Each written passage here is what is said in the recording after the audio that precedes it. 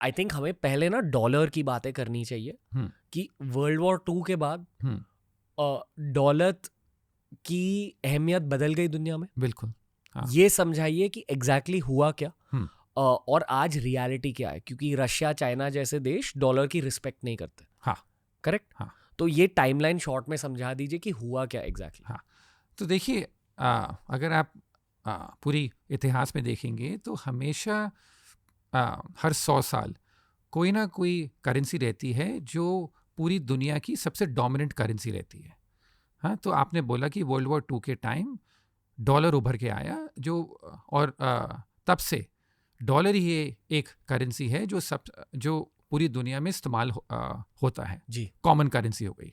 उसके पहले यूके की जो करेंसी थी पाउंड, वो 100 साल तक एकदम डोमिनेंट थी। उसके पहले फ्रांस की करेंसी होती थी 100 साल के लिए। उसके पहले होता था स्पेनिश जो करेंसी है, उसके पहले पोर्चुगीज और उसके पहले डच। वाह। तो हर 100 साल में ऐसा रहा है कि कोई ना कोई करेंसी रहती है जो बिल्कुल वर्ल्ड को डोमिनेट करती है। जी। और वो ज़्यादातर उस देश से आती है जो एकदम सबसे बड़ा इकोनॉमिक पावर रह चुका हो। वर्ल्ड हेवीवेट हाँ, champion. Exactly, world heavyweight champ बताइए उसको। तो इसलिए ये डॉलर जो है पिछले 100 साल से ऐसा रहा है। उसके पहले यूके, ग्रेट ब्रिटेन जिसको कहलाते थे, वो सबसे वर्ल्ड का डोमिनेंट इकोनॉमिक पावर था और उनका कंट्रोल बहुत था। पर उन्होंने भी बहुत कर्जा लिया एंड में, और बहुत कर्जा लेने के बाद और यहाँ पर काफ़ी वॉर फाइट करके उनकी जो इकोनॉमी थी वो काफ़ी ट्रबल में रह गई। और उस टाइम अमेरिका उभर के आया। मतलब जब मैं आपको 10 रुपए देता हूँ, हम्म, वो रुपीस भी डॉलर के अगेंस्ट बेंचमार्क होता है। बेंचमार्क होता है। हाँ। इसका मतलब है कि दुनिया के हर देश में हाँ। डॉलर्स रखे हुए हैं हाँ। सेंट्रल बैंक्स में, हाँ। राइट? हाँ। एक सर्टेन नंबर ऑफ डॉलर्स। हाँ।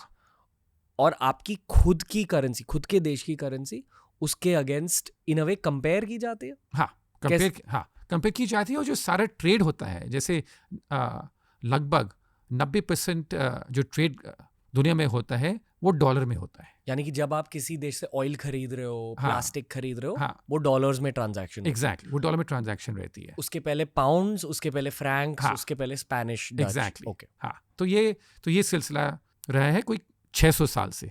वाह। हाँ, तो ये मतलब आर के हिस्ट्री की। पर सबसे बड़ी गलती जो देश करते हैं वो ये करते हैं कि वो समझते हैं कि अब हमारे पास ये पार है, अब इसको हम कैसे यूज़ करें और कभी कभी किसको कैसे अब्यूज़ करें। वाह। और मुझे लग रहा है कि अमेरिका में 2 गलतियां कर रहा है। एक गलती अमेरिका ने ये की है कि इन्होंने बहुत कर्जा लिया है। इतना कर्जा लिया है कि अभी इसको कौन फंड करेगा और कौन इतने डॉलर खरीदते रहेगा, ये मेरे ख्याल से अगले 2-3 साल में एक बहुत इंपॉर्टेंट सवाल उभर के आएगा। तो एक ये कंसर्न है। दूसरी चीज़ मेरे ख्याल से जो अमेरिका ने गलती की और जो आपने अभी इसके बारे में रेफ़र किया, कि 2022 में जब रशिया ने इन्वेड किया यूक्रेन को, तो उस टाइम अमेरिका ने जाके बहुत बड़े सैंक्शंस इम्पोज किए। और सबसे पहली बार और रशिया को उन्होंने जो उनके सारे फॉरेन एक्सचेंज रिजर्व्स थे, जो उन्होंने बाहर रख रखे थे सेंट्रल बैंक्स में, डॉलर में रख रखे थे, वो सारे जब्त कर लिए। और ये बोल दिया कि रशिया को हम जो पूरा इंटरनेशनल ट्रेडिंग सिस्टम है और है, इससे हम निकाल रहे हैं। ओके। बेसिकली रशिया के लिए जिंदगी मुश्किल करने की कोशिश की। हाँ, बिल्कुल। ये जियोपॉलिटिकल रिस्पॉन्स हाँ, था। तो ये जियोपॉलिटिकल रिस्पॉन्स था। पर इसमें ये एक बहुत इंपॉर्टेंट बात थी कि जो अमेरिका का रोल है वो सिर्फ अमेरिका और रशिया के बीच में नहीं है, क्योंकि America is in control of the world's reserve currency, तो उनका इन्फ्लुएंस जो है और जो बायलैटरल ट्रेड से ज़्यादा रहता है। तो और जब अमेरिका ने कहा कि रशिया को उस सिस्टम से बाहर निकाल दिया, कंप्लीटली बाहर निकाल दिया, ठीक है, तो आपने रशिया को चोट पहुंचाई, आपका वो एम था, तो आपने किया। पर इससे एक और बहुत इंपॉर्टेंट नेगेटिव साइड इफेक्ट हुआ है इंडिया में भी, और जो और नेशन है, चाइना, जो जिसके साथ अमेरिका के रिलेशन काफ़ी ख़राब हो रहे हैं, उन लोगों को और इन देशों को डरने लगने लगा कि अगर आज अमेरिका ने रशिया के साथ किया है, कल वो हमारे साथ भी हो सकता है। मतलब अमेरिका के पास बहुत ज्यादा पावर बहुत है ज़्यादा पावर है, बहुत ज़्यादा फाइनेंशियल पावर है, इसी डॉलर के लॉजिक की वजह से। इसी डॉलर की वजह से। तो इन्होंने इस पावर को बुरी तरह से यूज किया, दूसरे देशों को पता चला है कि भाई अच्छा अमेरिका की ये रियलिटी है, हाँ, हमारे साथ भी कल ये हो सकता है। एग्जैक्टली। ओके। हाँ, तो अब ये सब देश जो हैं चाहते हैं कि हम थोड़ा अपना इंडिपेंडेंस बना रखें। तो इसलिए बहुत जो सारे देश हैं उन्होंने बात शुरू करी कि हम कैसे ट्रेड करें, हम कैसे जाएं कि हमें इतनी डिपेंडेंस जो है डॉलर पे नहीं रहे।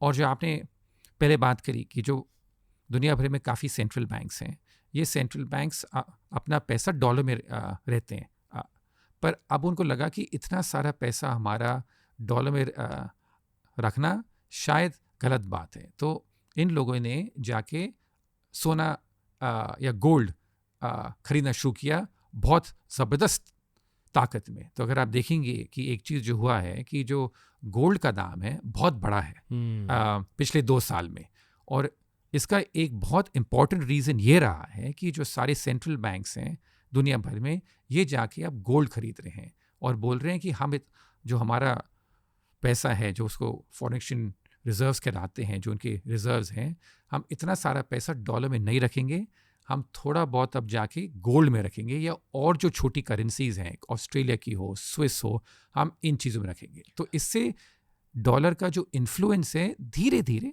इन चीज़ों में बहुत टाइम लगता है जी, पर धीरे धीरे डॉलर का इन्फ्लुएंस कम हो रहा है। क्या इस पूरे बदलाव की वजह से इंडिया भी अफेक्ट होगा?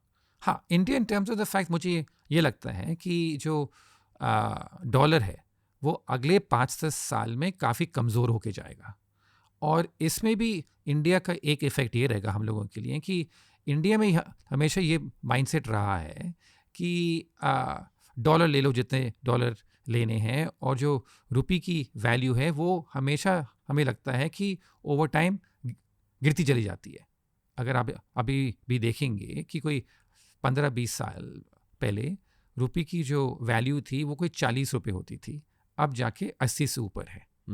तो ये हमेशा ट्रेजेक्ट्री रही है। पर मुझे लगता है कि अगर हम लोग इंडिया में हमारी पॉलिसीज़ ठीक रहे, तो मुझे लगता है कि इस पॉइंट से अगले 5 साल में जो रुपये की वैल्यू है वो डॉलर के मुकाबले भी बढ़ेगी, घटेगी नहीं। रुपये की स्ट्रेंथ बढ़ेगी बेसिकली।